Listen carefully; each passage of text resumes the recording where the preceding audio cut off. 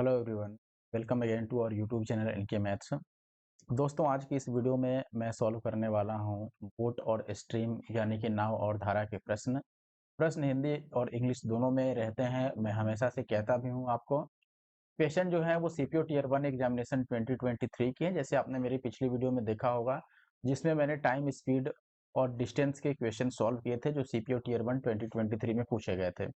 आपको पता होगा कि अभी-अभी लास्ट डेट खत्म हुआ है, यानी कि सीपीयू का पेपर का जो फॉर्म होता है एप्लीकेशन वो डाला जा चुका है और लगभग सभी लोगों ने, मैं आशा करता हूं कि फॉर्म भर लिया होगा अपना।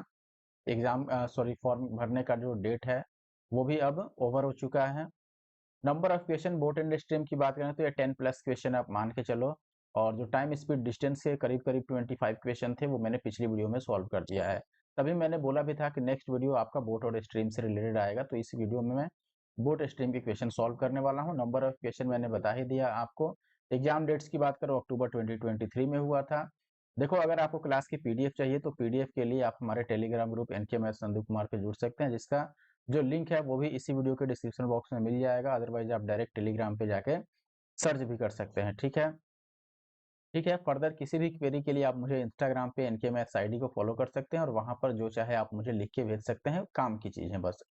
ठीक है, और क्लास की पीडीएफ के लिए मैंने बता ही दिया। अगर आपको वीडियो अच्छा लगे तो वीडियो को लाइक जरूर से कर देना है, बिल्कुल नहीं भूलना है, और कमेंट भी कर देना है। बढ़ते हैं आगे और पहले क्वेश्चन से स्टार्ट करते हैं। देखो, पूरी प्लेलिस्ट जरूर जाके चेक करना, ठीक है। जितनी भी सीपीयू से रिलेटेड मैंने प्लेलिस्ट बना रखी है आप देख लीजिएगा।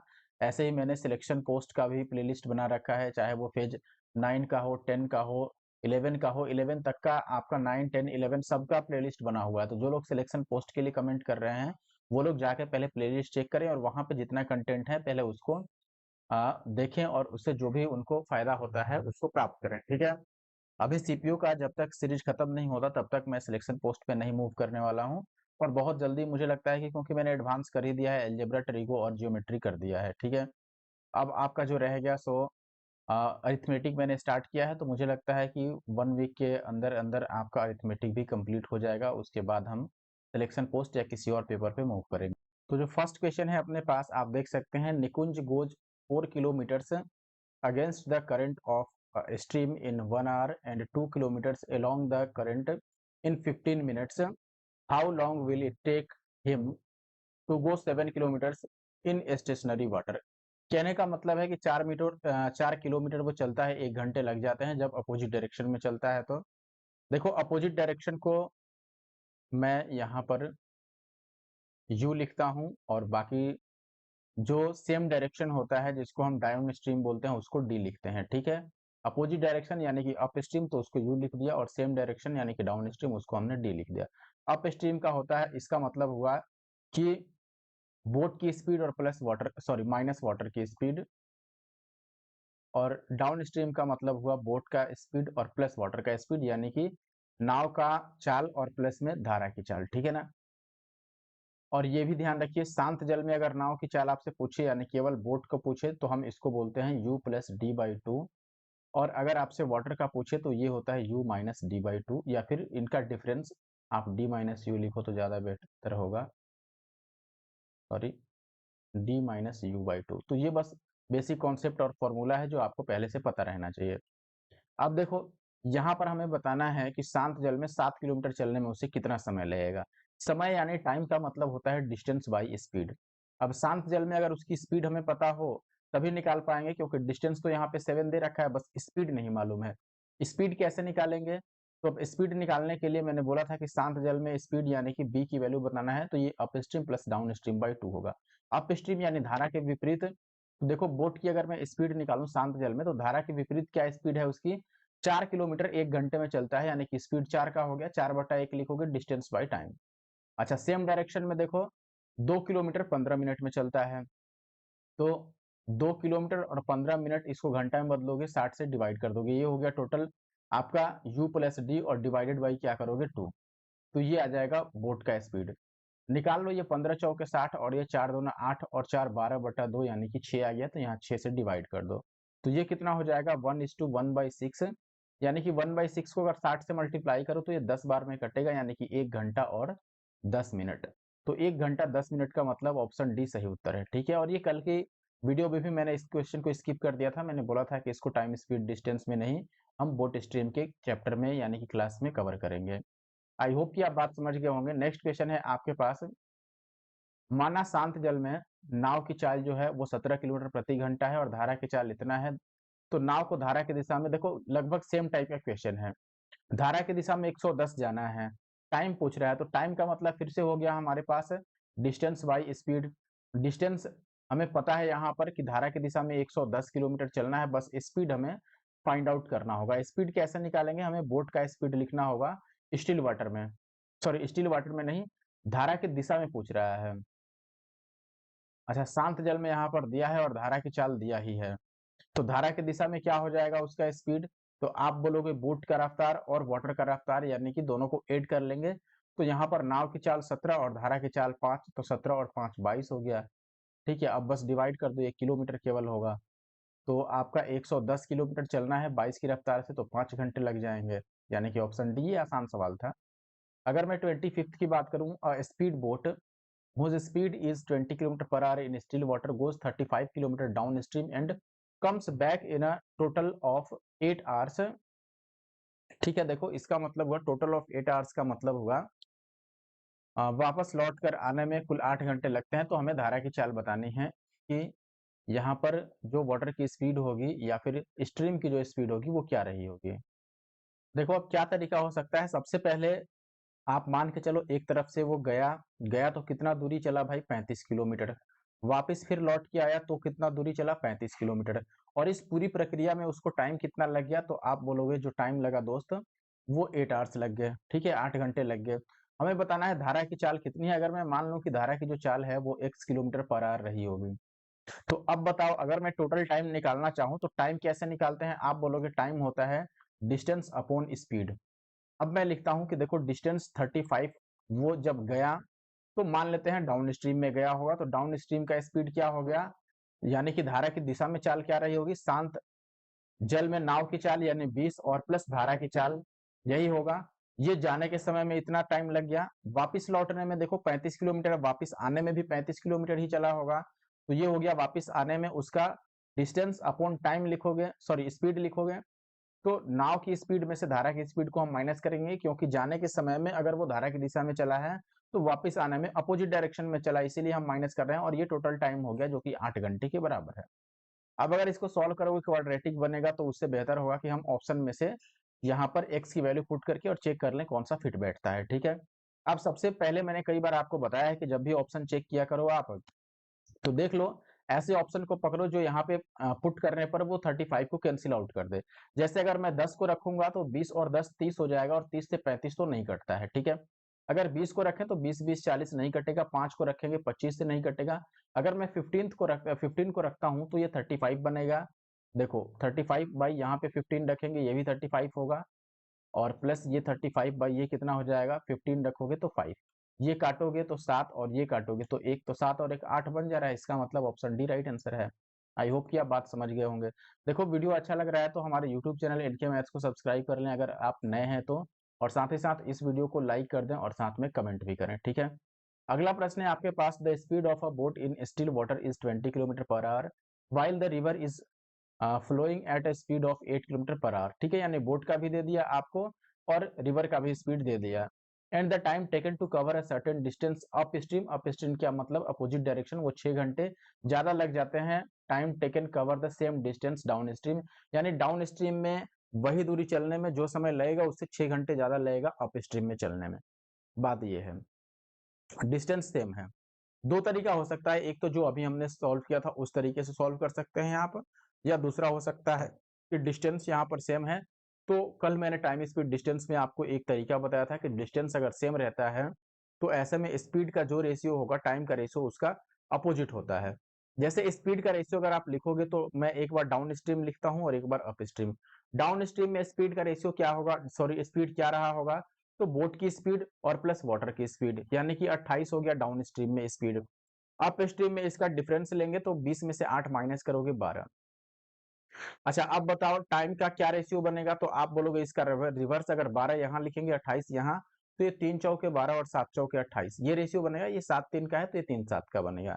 यही बात है ना, टाइम में कितने का गैप है तो आप बोलोगे 4 यूनिट का गैप है। लेकिन क्वेश्चन में कह रहा है कि टाइम में जो गैप आएगा वो 6 घंटे का आएगा।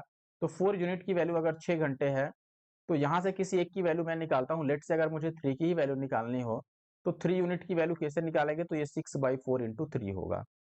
ये टाइम हो गया यहाँ पर, जिसको आप बोल सकते हो ये 3 दूना 6 और 2 दूना 4, यानी कि 3 तिया 9/2 घंटे। यानी कि देखो 9/2 घंटे लगेंगे यहाँ पर, जब वो 28 की रफ्तार से चला है तो डिस्टेंस कितना होगा, डिस्टेंस होगा स्पीड इंटू टाइम। स्पीड जब उसका 28 था, सॉरी मैं थोड़ा क्लियर लिखता हूँ साफ से। अगर स्पीड 28 था तो वैसे में इसको टाइम कितना लग गया, 9/2। बस काट पीट लो इसको, 2 से काटोगे तो 14 दूना 28 और 14 में 126। इसका मतलब हुआ कि 126 किलोमीटर एक साइड का डिस्टेंस हुआ, ठीक है, केवल डाउन स्ट्रीम का। अगर अप स्ट्रीम का भी निकालोगे, 7 की वैल्यू और 12 से मल्टीप्लाई करोगे तो वो भी 126 आएगा, क्योंकि डिस्टेंस दोनों केस में सेम है। अगर टोटल डिस्टेंस पूछा तो हम 126 का डबल कर लेते हैं, लेकिन हमसे केवल डिस्टेंस पूछा है, तो ये एक साइड से कहने का मतलब हुआ इसका डिस्टेंस। तो क्वेश्चन नंबर 26 का जो राइट आंसर हो गया अपने पास, वो हुआ ऑप्शन सी, ठीक है। आगे बढ़ते हैं। 27 की बात करें, the speed of a boat in standing water is 6 kilometre per our and the speed of stream is 2.5 kilometre per hour, ठीक है। अब ये कह रहा है कि एक आदमी है जो एक स्थान से एक स्थान पर जाता है जो कि 59.5 किलोमीटर दूर है, और वापस आता है स्टार्टिंग पॉइंट पर। आपको बताना है कि उसको कितना समय लगा होगा, यानी कि जाने में और उधर से लौट के वापस आने में, ठीक है, यही बात है। अब देखो डिस्टेंस कितना है, 59.5। यही डिस्टेंस वो गया भी और यही डिस्टेंस आया भी, बात तो यही है। तो अब फिर से हमारे पास दो तरीके हैं, एक तो जाने का अलग समय निकाल लो, वापस आने का अलग निकाल लो और दोनों को ऐड कर लो। अभी मैंने जो आपको तरीका बताया कि अगर डिस्टेंस सेम होगा तो रेशियो जो होगा टाइम और स्पीड का वो रिवर्स होगा, वही हम यहाँ पे अप्लाई कर देते हैं, मुझे लगता है आसान रहेगा। या अलग अलग निकाल के आप ऐड भी कर सकते हो। डिस्टेंस चूंकि सेम है तो मैं स्पीड का रेशियो लिख सकता हूँ डाउन स्ट्रीम का और अप स्ट्रीम का, और फिर टाइम का रेशियो लिखेंगे। अब आप समझो डाउन स्ट्रीम में स्पीड क्या रही होगी, दोनों को हम ऐड कर लेंगे, तो ये हो जाएगा 6 और 2 8, यानी कि 8.5। अप स्ट्रीम में स्पीड क्या है, तो आप बोलोगे अप स्ट्रीम में जो स्पीड है इनको माइनस कर लो, यानी कि 3.5। अच्छा, टाइम का रेशियो रिवर्स होगा, यानी कि 3.5 इधर लिखेंगे, 8.5 इधर काटोगे तो 7 पच्चे 35 और 17 पिछे 85, यानी कि ये 7 और ये 17 आएगा। ये हो गया टाइम का रेशियो आपका। आई होप कि आप बात समझ पा रहे होंगे। अब यहाँ से देखो, अगर मैं डिस्टेंस निकालूं, जैसे यहाँ पर अगर मैं डिस्टेंस निकालूं तो किसी एक को मुझे मल्टीप्लाई करना होगा, यही डिस्टेंस होगा ना, स्पीड इंटू टाइम। तो अगर मैं 8.5 इंटू 7 ये डिस्टेंस मानता हूं, लेकिन क्वेश्चन में डिस्टेंस एक साइड का कितना है, 59.5। ये डेसिमल से डेसिमल कट जाएगा, 7 से अगर इसको काटेंगे तो ये 7 अठे 56 और 7 पच्चे 35, और 85 से 85 कट गया, यानी कि एक यूनिट की वैल्यू एक ही रह गई काट पीट के। 1 की वैल्यू अगर 1 आ गया तो हमें क्या बताना है, टोटल टाइम। यहाँ पर 7 है और यहाँ पर 17 है, टोटल टाइम कितना हो गया, 24। तो एक की वैल्यू अगर एक है तो 24 की वैल्यू तो 24 ही रह जाएगी, यानी कि 24 ही आंसर होगा, ऑप्शन ए। आई होप कि आपको क्लियर होगा। ठीक है, देखो अगर कहीं भी प्रॉब्लम है तो आप डायरेक्ट वीडियो के कमेंट बॉक्स में कमेंट कर सकते हैं। टेलीग्राम है, इंस्टाग्राम है, कई जगह हम अवेलेबल हैं, आप कहीं पर भी कॉन्टेक्ट कर सकते हैं और अपने डाउट्स को क्लियर कर सकते हैं, ठीक है। अबाउट कवर्स और डिस्टेंस, कई बार देखो आप लोग मैसेज करते हैं तो मैं नहीं भी पढ़ पाता हूँ, या मेल नहीं पढ़ पाता हूँ, या मैं मैसेज नहीं देख पाता हूँ, कमेंट्स नहीं देख पाता हूँ, तो आप दोबारा कर सकते हैं, ठीक है, क्योंकि मेरे पास भी बहुत सारे काम हैं, तो उनके बावजूद भी मैं कोशिश करता हूँ कि आपको रिप्लाई करूँ। लेकिन इट मे बी कि कभी मैं मेरे ध्यान से उतर जाए, या मैंने देखा और उस समय नहीं रिप्लाई किया, सोचा ही कुछ समय बाद कर लेंगे, लेकिन ऐसे में छूट जाता है, तो आप दोबारा मैसेज कर सकते हैं हमें, ठीक है। अगला क्वेश्चन है कि a boat covers a distance of 72 kilometre downstream in 6 hours while it take 12 hours to cover the same distance upstream. तो आपसे स्पीड ऑफ बोट पूछ रहा है स्टिल वाटर में, वही तरीका अभी अप्लाई करते हैं। देखो स्पीड में लिखता हूँ डाउन स्ट्रीम में और अप स्ट्रीम में, फिर टाइम लिखेंगे। आप बता दो मुझे, टाइम दिया हुआ है पहले ना, तो टाइम ही लिख लेते हैं। डाउन स्ट्रीम में इसको, चलो इसको टाइम और इसको स्पीड मान लेते हैं। टाइम डाउन स्ट्रीम का 6 है और अप स्ट्रीम का 12 है, यानी कि 1 और 2 का रेशियो है। तो स्पीड का जो रेशियो बनेगा, ये स्पीड हो गया, ये 2 और 1 का बनेगा, यही बनेगा ना, ये काटोगे तो 1 और 2 तो 2 और 1 रिवर्स हो गया। अब आपको यहाँ पर क्या बताना है, देखो यहाँ पर डिस्टेंस दिया है कि 72 किलोमीटर की दूरी है, ठीक है, धारा की दिशा में 72 किलोमीटर की दूरी और वापस आने में उतना ही दूरी है। टाइम जो उसको लगते हैं वो 12 घंटे लगते हैं, ये दिया हुआ है, तो हमने टाइम का रेशियो यहाँ पर यूज कर लिया। यहाँ से स्पीड का रेशियो हमारे पास आ गया। अब देखो डिस्टेंस गिवन था, तो डिस्टेंस अगर मुझे निकालना हो तो किसी एक को मल्टीप्लाई करेंगे। ये टाइम है और ये स्पीड है, मल्टीप्लाई करेंगे तो डिस्टेंस आएगा 12, 12 इंटू 1 12 आएगा, या यहाँ से मल्टीप्लाई करो। क्वेश्चन में ये 72 दे रखा है, तो 1 यूनिट की वैल्यू कितना हो गया, 6। 1 यूनिट की वैल्यू अगर 6 हो गया तो हमें निकालना क्या है, शांत जल में नाव की चाल। शांत जल में नाव की चाल के लिए मैंने फॉर्मूला क्या बताया था, down stream plus up stream by 2 करते हैं, यही करते हैं ना। यहाँ पर करोगे तो आप देखोगे ये 2 है डाउन स्ट्रीम में, अप स्ट्रीम में 3 है, दोनों को ऐड करोगे तो सॉरी अप स्ट्रीम में 1 है तो 2 और 1 3/2 आएगा। तो हमें 1 यूनिट की वैल्यू अगर 6 निकाल लिया है हमने, तो हमें 3/2 की वैल्यू निकालनी है। तो ये बोलेंगे 6 और गुना में 3/2, 2 से ये कटेगा 3 बार में, तो 3 तिया 9, यानी कि 9 की रफ्तार रही होगी बोट की। ठीक है, आई होप कि आपको ये सब क्लियर विजिबल होगा। अगर यहाँ पर कॉर्नर में कट भी रहा है तो आप एडजस्ट कर लीजिएगा इतना, हालांकि मैंने सब चीज बोल के बताया हुआ है। ठीक है, चलो आगे बढ़ते हैं अब। और फिर भी अगर कहीं पर आपको नहीं दिख पाए ना, तो आप क्या कर सकते हैं, इसकी ऐसे ही जिस तरह से मैं सॉल्व करता हूँ, सोल्यूशन वाला पीडीएफ मैं अपने टेलीग्राम ग्रुप एनके मैथ्स पे प्रोवाइड कराता हूँ। ठीक है, जैसे यूट्यूब पर वीडियो प्ले हो जाती है, तो जैसे वीडियो प्ले होने के बाद एंड होता है ना, उसके बाद कुछ घंटों के अंदर हम इसी सेम पीडीएफ को टेलीग्राम पे अपलोड करते हैं। वहां से आप जब डाउनलोड करोगे तो उसमें यहाँ पर इमेज नहीं आती है, ये पूरा क्लियर आपको लिखा हुआ मिल जाएगा। नेक्स्ट क्वेश्चन की बात करें, अप स्ट्रीम की स्पीड 8 है, डाउन स्ट्रीम की स्पीड दिया है, what is the speed of boat in still water. देखो अब ये जो आपसे दिया हुआ है ये बहुत आसान प्रश्न है, और इसको मैं होमवर्क दे देता हूँ आपको। ठीक है, होमवर्क का सोल्यूशन कैसे करना है, आप डायरेक्ट हैशटैग एनके मैथ्स लिखो कमेंट बॉक्स में, और फिर स्पेस दे करके और क्वेश्चन नंबर 29 का आंसर दे सकते हो। ठीक है, अगले प्रश्न पर आते हैं 30 का।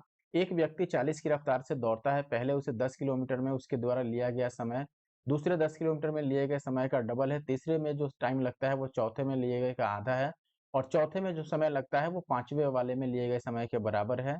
पहले 10 में उसकी चाल 40 है, तो 40 किलोमीटर में उसकी औसत चाल। तो ये सिंपल टाइम स्पीड डिस्टेंस का क्वेश्चन हो गया, नॉर्मल क्वेश्चन, बोट स्ट्रीम का नहीं हुआ, फिर भी सॉल्व कर लेते हैं। देखो सबसे पहले अगर मैं लिखूं यहाँ पर 10-10 किलोमीटर का 4 बार यहाँ पर गैप बनता है। ठीक है, पहला 10 किलोमीटर, दूसरा 10 किलोमीटर, तीसरा और चौथा 10 किलोमीटर। ये हो गया डिस्टेंस अलग अलग जो लगता है, मान लो D1, D2, D3 और D4।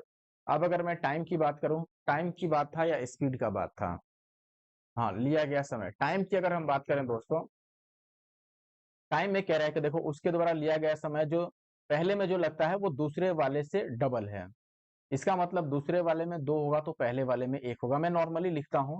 आगे देखो तीसरा में जो लगता है वो चौथे का आधा है, पहला वाला दूसरे वाले का दोगुना है। अच्छा, पहला वाला डबल है तो दूसरा वाला 1 होगा और पहला वाला 2 होगा। ठीक है, फिर तीसरा वाला जो टाइम लगता है वो चौथे वाले का आधा है, यानी कि तीसरा जो है वो चौथे का आधा है, यानी कि यहाँ पर भी 2 और 1 का रेशियो है, चौथा 2 होगा तो तीसरा 1 होगा, बात यही है। अब क्या कह रहा है कि पहले 10 किलोमीटर में लिए गए समय के बराबर है कौन वाला, चौथा वाला। चौथा वाला पहला के बराबर है। देखो पहला वाला 2 है और चौथा वाला भी 2 है, तो ये ऑलरेडी बराबर हो चुका है, तो आगे कुछ यहाँ प्रक्रिया करनी नहीं है। नहीं बराबर रहता तो हम किसी चीज से मल्टीप्लाई या डिवाइड करके बराबर कर देते हैं। अब हमसे एवरेज स्पीड पूछा गया है। देखो एवरेज स्पीड का कल मैंने फॉर्मूला बताया था कि जो बेसिक फॉर्मूला होता है एवरेज स्पीड का, वो होता है total distance upon total time, यही होता है। टोटल डिस्टेंस तो हम इसी को ऐड कर लेंगे, डिस्टेंस यहाँ पर हम चेंज कर देंगे तो भी एवरेज स्पीड पे फर्क नहीं पड़ता है, ये ध्यान दीजिएगा। जब भी डिस्टेंस सेम हो तो हम डिस्टेंस कुछ भी रख सकते हैं, एवरेज स्पीड पर कोई फर्क नहीं पड़ता है। ठीक है ना, जैसे मैं 10-10 के बदले में 100-100 भी मान सकता हूँ, कोई प्रॉब्लम नहीं है। अब यहाँ पर पहली 10 किलोमीटर में उसका चाल दिखाया है 40, तो अब मैं ऐसा ले लूंगा ना कि ये 40 से कट जाए। ठीक है, जैसे मैं सबको 40-40 ही मान लूं तो कोई प्रॉब्लम नहीं होगी। जैसे मान लो मैं इसको 40-40 ही मानता हूँ, कि सारे डिस्टेंस जो है वो 40-40 ही है, देखना आंसर में कोई फर्क नहीं पड़ेगा। अब यहाँ पर देखो पहला वाला यहाँ पर स्पीड में लिख रहा हूँ, स्पीड पहले 40 है, तो यहाँ पर टाइम कितना लगा, तो आप बोलोगे टाइम लग गया 1 यूनिट का। कैसे 1 यूनिट निकला, टाइम कितना कैसे निकालते हैं, डिस्टेंस बाय स्पीड करके, तो 40/40 किया, 1 यूनिट का टाइम आ गया। यहाँ पर टाइम अभी हम निकाल रहे हैं, ये तो टाइम हमने जो माना है वो वाला है। ठीक है, ये टाइम यहाँ पर इसके अकॉर्डिंग जो निकल रहा है वो है। देखो पहले का टाइम अगर 1 है तो आप बोलोगे अच्छा देखो हम क्यों ना इसके बराबर ही मान लें, ऐसा मान लेते हैं कि ये बराबर ही आ जाए। तो हमारे लिए आसान होगा। तो एक काम करते हैं, जो हमने 40 माना था ना डिस्टेंस, उसको मैं 80 मान लेता हूँ इस सबको। 80 मानने से फ़ायदा यही होगा कि जितना चाहिए उतना ही आएगा आपका। देखो अब मैं क्या करता हूँ, यहाँ पर मैं इसको मान लेता हूँ कि ये 80 किलोमीटर होगा और ये भी 80 और ये भी 80 और ये भी 80, ठीक है। मैंने बोला था कुछ भी रख सकते हैं। अब जब पहला स्पीड 40 का था, तो यहाँ पर टाइम कितना निकलेगा बताओ? 40 की रफ्तार से अगर 80 किलोमीटर चला तो 2 यूनिट का टाइम हो जाएगा, ठीक है। और आपको पता है कि पहला वाला जो टाइम है वो चौथे वाले के बराबर है, तो पहला अगर टाइम 2 है तो चौथा वाला टाइम भी कितना हो गया? 2। और बाकी टाइम अब इसी के अनुसार आ जाएगा, तो ये इसीलिए मैंने इस तरह से सेट ही किया। अब ये एक और एक ही रह जाएगा। अब एवरेज स्पीड अगर आपको बताना है तो आप लिखोगे टोटल डिस्टेंस 80-80 4 बार है तो 8 चौके 32 यानी 320, और टोटल टाइम टाइम यही ऐड कर लो, 2 और 1 3 और 1 4 और 2 6, ठीक है। तो ये 6 आ गया, 6 से इसको काट दो अब। 6 से अगर काटोगे तो ये 2 बार में कटेगा, 16 दूना 32 और 3 दूना 6, 160/3, जो कि ऑप्शन सी में है। आई होप कि आप बात समझ पाए होंगे। अभी भी आपने देखा कि देखो मैंने डिस्टेंस को कई बार चेंज कर दिया, लेकिन आंसर में कोई फर्क नहीं पड़ेगा। अगर 40 रखते या 10 दिया है 10 रखते तो भी आंसर उतना ही आता। आई होप कि ये बात आप भली भांति यानी कि आसान भाषा में समझ गए होंगे, ठीक है। आगे बढ़ें, और वीडियो अच्छा लगे तो यार अभी भी लाइक कर दो, क्या ही जाता है आपको लाइक करने में। अच्छा, कई लोग पूछते, जैसे एक बच्चे का कमेंट आया, यानी कि एक स्टूडेंट कह लो या जो भी हम अपने व्यूअर्स कह लो, सब्सक्राइबर कर लो, ठीक है। तो उनका कमेंट में ये था सवाल कि सीपीओ में कितने प्रकार के प्रश्न आते हैं। तो ये कहना थोड़ा मुश्किल है कि कितने प्रकार के प्रश्न आते हैं, जब प्रीवियस ईयर आप पिछले मुझे लगता है कि 3 साल के काफ़ी होंगे, 5 साल तक जाने की ज़रूरत नहीं है। और अगर आपको 5 साल का करना है तो 19 से आप 23 तक का कर लो, काफ़ी है, ठीक है।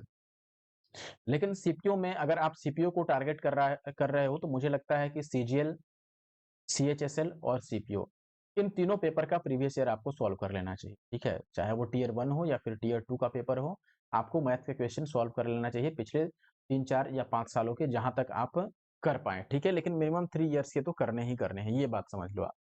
और ये केवल मैथ्स के लिए ही नहीं है, अगर आप इंग्लिश में भी चाहते हो प्रीवियस ईयर लगाना तो इंग्लिश में भी लगा सकते हो, जीएस में भी लगा सकते हो। हालांकि मैं तो सोचता हूँ कि जीएस की भी वीडियो बना लूँ, लेकिन आप लोग कभी आज तक कमेंट करते नहीं, इसलिए मैं जल्दी लेके आता नहीं, ठीक है। हालांकि मैथ्स पे अभी फोकस करते हैं और बढ़ते हैं आगे। लाइक लेकिन कर देना, क्योंकि वीडियो बनाने में काफ़ी मेहनत लगती है और अब मैं टाइम भी रेगुलर दे रहा हूँ, तो आपको लाइक करना चाहिए। अगला प्रश्न है अपने पास, एक टूरिस्ट वैन है जो देहरादून से मसूरी तक 35 किलोमीटर की दूरी 36 की औसत चाल से तय करती है, ठीक है, और 60 की चाल से वापस आ जाती है। तो इस पूरी यात्रा के लिए उसकी औसत चाल। अब बताओ, मैंने कल ही बताया था, हालांकि ये भी अब ये टाइम स्पीड डिस्टेंस का क्वेश्चन हो गया नॉर्मल। एवरेज स्पीड के लिए जब भी डिस्टेंस सेम हो ना, तो फॉर्मूला डायरेक्ट आप 2xy/x+y लगा दो। जैसे आपको पता है कि वो देहरादून से मंसूरी गया और फिर मंसूरी से देहरादून वापस आ गया, यही बात हुआ होगा। अगर यही बात हुआ है कि एक तरफ से गया और दूसरी तरफ से आ गया और रास्ता वही है, इसका मतलब कि डिस्टेंस दोनों केस में सेम हो गया। और जैसे ही डिस्टेंस दोनों केस में सेम हो गया तो एवरेज स्पीड के लिए आप क्या अप्लाई करोगे? 2xy/x+y। तो यहाँ पर मैं लिख देता हूँ 2x यानी कि जाने के समय में स्पीड जो कि 36 है, और y यानी कि 60 और अपॉन दोनों का सम जो कि हो गया 96, ठीक है, यही है। अब अगर आप काटते हो तो ये कट जाएगा 8 से 12 बार में और ये 5 से 12 बार में, ठीक है। अब ये 2 चौके 8 और 4 निम 36, तो 9 पचे 45 यानी 45, तो ऑप्शन डी राइट आंसर हुआ 31st का। 32 की बात करें, if a truck moves at a constant speed of 30 km/h for 1 kilometer and 45 km/h next 1 kilometer average speed. अब इसका एवरेज स्पीड आप खुद निकाल के बताना कि इसका एवरेज स्पीड कितना आएगा, ठीक है, होमवर्क है। आशा करता हूं कि आप लोग सॉल्व कर पाएंगे, नहीं होगा आप डायरेक्ट मेरे पास शेयर कीजिए। अगला और आखिरी सवाल है इस वीडियो का, एक कार अपने 5 घंटे की पूरी यात्रा के दौरान 45 मिनट की निश्चित चाल से चलती है और अगले 75 मिनट में 85 की रफ्तार से चलती है, अंतिम 3 घंटे में 70 की चाल से चलती है। कार की औसत चाल जो पूरे में थी वो 73 थी, तो पहले 45 मिनट में उसकी चाल क्या है, ठीक है। अब देखो एवरेज स्पीड पे एक क्वेश्चन चला गया। एवरेज स्पीड मैंने फॉर्मूला अभी बताया, बेसिक, जब डिस्टेंस सेम नहीं हो तो फॉर्मूला क्या होगा? Total distance upon total time, ठीक है। अब यहाँ पर मैं यही लिखता हूँ, एवरेज स्पीड अगर मुझे लिखना है तो ऊपर टोटल डिस्टेंस लिखेंगे। टोटल डिस्टेंस कैसे पता चलेगा? देखो 5 घंटे की यात्रा के दौरान, यानी 5 घंटा टोटल टाइम हो गया, ठीक है ना। 45 मिनट एक निश्चित चाल से चलती है, वो चाल हमें नहीं पता है। अगर यहाँ पर चाल उसका x रहा हो स्टार्टिंग में, ठीक है। तो डिस्टेंस कितना होगा, तो आप बोलोगे 45 मिनट है तो इसको घंटे में चेंज कर लो और इंटू का एक्स, यानी कि टाइम और इंटू स्पीड, ये हो गया डिस्टेंस। दूसरे केस में 75 मिनट में 85 की रफ्तार से चलता है, तो यहाँ पर डिस्टेंस कितना आ गया, 75/60 कर लो ताकि ये घंटे में बदल जाए, और इंटू का 85। यहाँ पर भी हमने टाइम इंटू स्पीड लिख दिया कि डिस्टेंस आ जाए।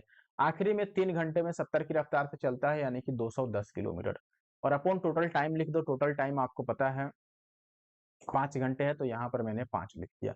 बस इसी को सॉल्व करना है। एवरेज स्पीड आपको 73 दे ही रखा है क्वेश्चन में यहाँ पर कि 73 आपके पूरी जर्नी में एवरेज स्पीड है।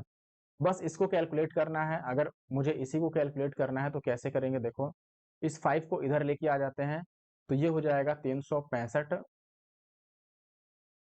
7 पच्चे 35 और 1 36, ठीक है। इसको काटेंगे तो ये 4 से 15 बार में और ये 3 से 15 बार में, यानी कि ये 3x और बटा 4, और इसको काटेंगे तो 5 से 15 बार में और ये 4 से 15 बार में, यानी कि 5 पचे 25 और 8 पचे 40 और 2 42/4 और प्लस 210, ये आएगा। 210 को अगर मैं इधर लेके आ जाऊं तो क्या होगा बताओ, 210 इसमें से माइनस होगा तो ये 5 बचेगा, 6 में से 1 गया 5 और 3 में से 2 गया तो 1, और माइनस का 425/4 भी लेके आ जाते हैं, और इधर 3x/4 रह गया, ठीक है। अच्छा, इसको माइनस करोगे तो ये 5 चौका 20 का 0 और 15 चौके 60 और 2 62, इतना माइनस का 425 और बटा 4 आएगा। अभी मैं इसी को सॉल्व कर देता हूँ। इसको माइनस कर लोगे तो कितना बच जाएगा, 10 में से 5 गया 5, यहाँ पर बच गया 11 में से 2 गया 9, और यहाँ बच गया 5 में से 4 गया तो 1, 195/4 आ गया, ठीक है। और ये 195/4 है किसकी वैल्यू, तो हटाने दो। आप बोलोगे कि ये जो 195/4 है दोस्त, ये किसकी वैल्यू है, ये है 3x/4 की वैल्यू, ठीक है। देखो 3x/4 की वैल्यू हो गया 195/4, इस 4 से ये कट जाएगा, 3 से इसको काट दो तो 3 छक्के 18 और 3 पच्चे 15, तो x की वैल्यू 65 आ गया। इसका मतलब स्टार्टिंग में उसका जो रफ्तार था वो 65 किलोमीटर पर आवर का था, ठीक है। तो ये आखिरी क्वेश्चन था। आखिरी क्वेश्चन थोड़ा कैलकुलेटिव है, लेकिन उतना भी नहीं है कि हम इसको स्किप कर दें या नहीं सॉल्व कर पाए, ठीक है। आई होप कि वीडियो आपको अच्छा लगा होगा और इससे थोड़ा सा भी फायदा है तो आप जरूर लाइक करेंगे और कमेंट करेंगे, ठीक है। और अपने दोस्तों के साथ शेयर भी कीजिए। अगर कोई और प्रिपरेशन करने वाला है तो बिल्कुल साफ सुथरा मन रखिए आप, और तब प्रिपरेशन कीजिए, ठीक है। कर भला तो हो भला, ठीक है। जैसे हम भला करने की कोशिश कर रहे हैं, आप भी करने की कोशिश कीजिए। एटलीस्ट एक आदमी के पास भी शेयर कीजिए, और लाइक कमेंट करते रहिए, आगे बढ़ते रहिए, ठीक है। तैयारी पूरे जोर शोर से बना के रखिए। कोई भी क्वेरी हो, आप किसी भी विषय में पूछना हो तैयारी से रिलेटेड, तो आप मुझे डायरेक्ट कमेंट बॉक्स में कमेंट कर सकते हैं, ठीक है। मैं चाहूंगा कि अगर आप ऐसे क्वेश्चन पूछें तो मैं खुद लाइव आके भी उसका जो भी होगा उसके बारे में वो आपको बताने की कोशिश करूंगा, ठीक है। मिलते हैं नेक्स्ट वीडियो में। Thank you for watching the video.